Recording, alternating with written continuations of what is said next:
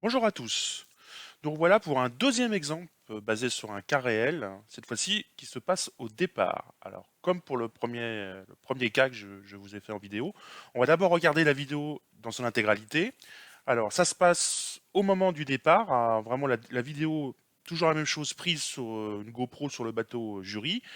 On est environ une minute 10 avant le départ. Je vous ai pas mis le son, pareil, on va voir un petit peu, vous verrez à la fin des bouts de vidéo avec le son, et on voit que bah voilà, il y a des bateaux qui se chamaillent, qui se cherchent sur les départs, tous en tribord à mur. On n'est pas loin du bateau comité, l'Elan comité que vous voyez ici, et vous voyez que on va voir les différentes situations qu'on va avoir possiblement à juger, c'est-à-dire voilà des situations. Alors, faut savoir là dans cette situation, on regarde surtout ces bateaux-là, et vous voyez que faut avoir l'œil partout parce que vous voyez à gauche, il y a un bateau qui arrive en bâbord à mur. Donc heureusement, bah, vous voyez, on le gère, ce qui nous empêche de voir parfaitement bien tout le timing de la situation, mais vous voyez qu'on a pu se repositionner facilement pour voir encore ce qui se passe au niveau du bateau comité. Et on va voir qu'il va encore se passer des petites choses avec ces bateaux, et on va justement décortiquer après en deux grandes étapes ce départ, et on voit ici un incident avec à quelques secondes du départ, puisque l'on doit être à 5-6 secondes avant le départ, vous verrez après le timing. Quand je vous montrerai la fin de cette vidéo. Vous voyez, il y a le lancement des bateaux sur le départ. Voilà, donc voilà ce on va faire sur ces petits exemples aujourd'hui. Donc, toujours la même chose. Les choses importantes, ce sont les règles qui vont s'appliquer. On va avoir les situations tout au début où les bateaux seront route libre devant, route derrière, avec l'application de la 12. On aura des bateaux qui vont s'engager sous le vent, donc qui vont acquérir des priorités. Et on aura donc la RCV 15 qui va s'appliquer, souvenez-vous, au début, laisser de la place. Bien sûr, on aura après des bateaux au vent sous le vent, ce qui est une grande situation sur les phases de départ, avec la RCV 11, qui dit au bateau au vent de se maintenir à l'écart. On aura possiblement des modifications de route du bateau prioritaire, avec l'application de la RCV 16. Faut pas oublier que si le bateau il venait de route libre derrière et qu'il s'engage sous le vent, on va avoir l'application de la RCV 17. Sauf qu'il va être très important d'avoir la notion du timing avant le départ, parce que souvenez-vous que la RCV 17 elle s'applique sur l'histoire de la route normale, mais il n'y a pas de route normale avant le top départ. Donc en fait, on ne pourra pas l'appliquer à cause de cette notion de route normale. Donc il faudra bien savoir le timing du départ. On aura aussi la gestion des réclamations, la recevabilité d'une réclamation. Ça sera la RCV 60, mais aussi les instructions de course qui peuvent le préciser. Et les pénalités à effectuer, est-ce qu'elle est conforme, etc. Et ça sera comme la première vidéo, la RCV 44, mais aussi les instructions de course qui peuvent s'appliquer. On est sur du jugement direct. Donc, on fait une photo de la situation de départ, du début de la vidéo. J'ai essayé de représenter comme je pouvais un peu sur le dessin à droite ce qu'on avait. Donc, on a le bateau 7 qui est en route libre derrière, très, très limite de s'engager sous le vent du bateau 4, le bateau blanc là, qui pareil est en route libre derrière, très proche du bateau 6, qui est le plus en avant.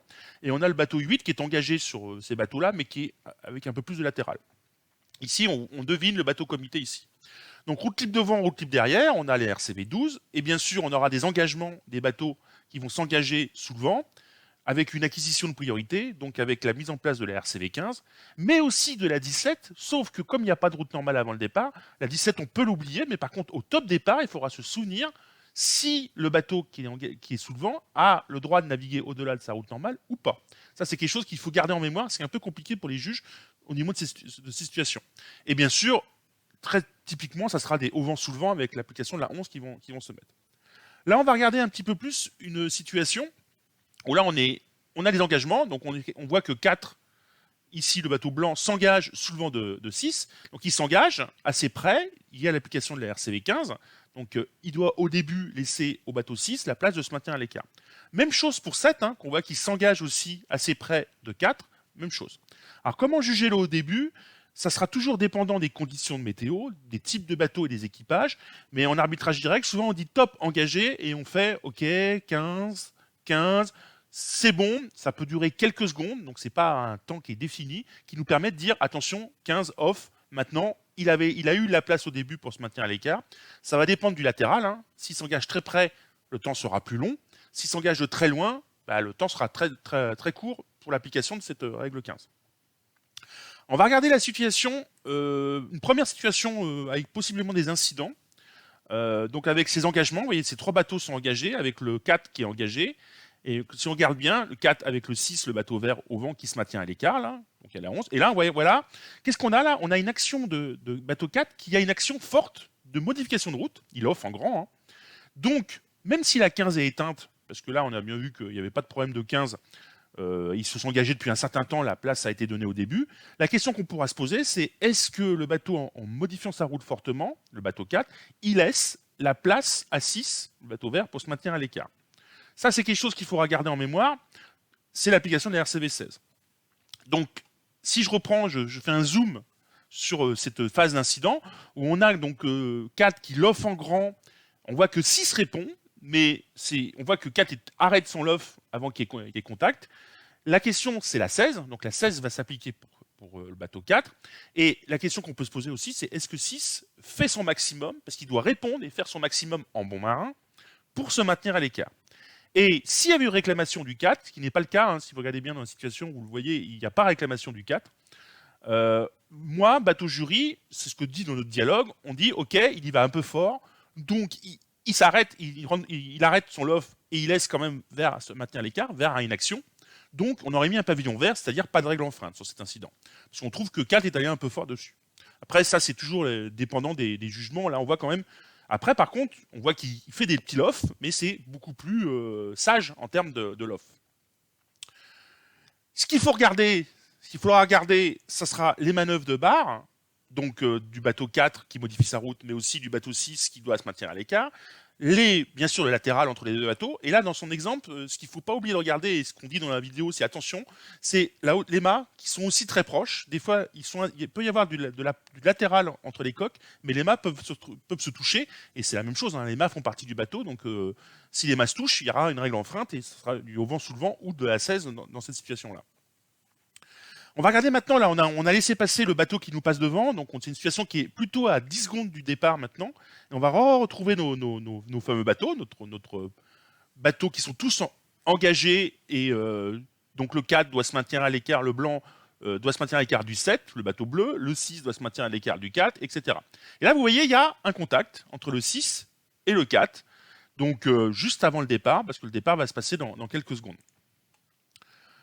Si on s'arrête sur cette photo, on voit bien qu'il y a un contact, il y a même un équipier qui met la main. Et là, la question, c'est est-ce que 6 se maintient à l'écart de 4? Si on regarde bien la vidéo juste avant l'incident, on voit que 6 se maintient à l'écart, mais qu'est-ce qu'on voit?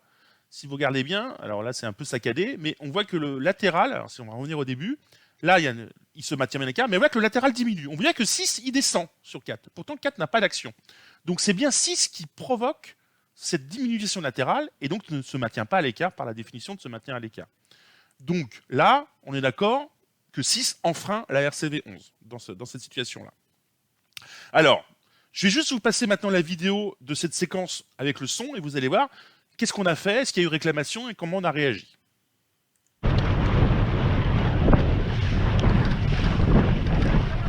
se maintient à l'écart pour l'instant. Ça se maintient à l'écart pour l'instant.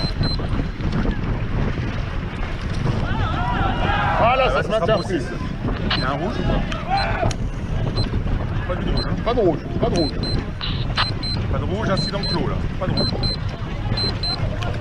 5, 4, 3, 2, 1, Trop tard. stop. Trop tard, trop tard. Alors, on va redécortiquer un petit peu ce qui s'est passé. Vous voyez qu'on observe l'incident, on dit il se maintient à l'écart, et à un moment on dit ah non, il se maintient plus à l'écart. Et donc, quand se passe l'incident, et si vous vous entendez bien, on dit pas de rouge. C'est qu'on ne voit pas de pavillon rouge envoyé sur le bateau 4. Pas de rouge. Donc il n'y a pas de réclamation. Ni de mot de proteste. Pas de rouge, incident clos là. Là, je dis incident clos, pourquoi? Parce que je considère que le moment raisonnable pour réclamer, il est passé. Et si vous regardez bien, maintenant, un équipier du bateau 4, du bateau blanc, envoie un pavillon rouge et dit proteste. Et nous, on considère que c'est trop tard, qu'il l'a envoyé trop tardivement, il aurait pu le faire avant, et donc, pour cet incident, même si on est d'accord que vert, bateau 6, enfreint la RCV 11, on a mis un pavillon vert et blanc, un pavillon disant réclamation rejetée, pas de pénalité, parce qu'on considère que cette réclamation a été tardive. En plus, c'est un bateau en équipage, donc on pouvait directement, quand ils ont hurlé, quand le bateau vert est venu toucher le bateau 4, il aurait fallu tout de suite qu'un équipier dise proteste et envoie son pavillon rouge. Et là, ça aurait été classique, on était d'accord, vous avez vu, on avait dit, ça sera pour rouge, Mais comme on ne voit pas de réclamation et que l'incident est clos, c'est qu'on considère que le temps pour réclamer est passé, et ben ça sera un pavillon vert. Donc voilà un exemple de situation où on était prêt à mettre une pénalité au bateau vert, mais ben on a mis qu'un pavillon vert à cause d'un problème de recevabilité de la réclamation. Voilà, je vous remercie et je vous dis à une prochaine.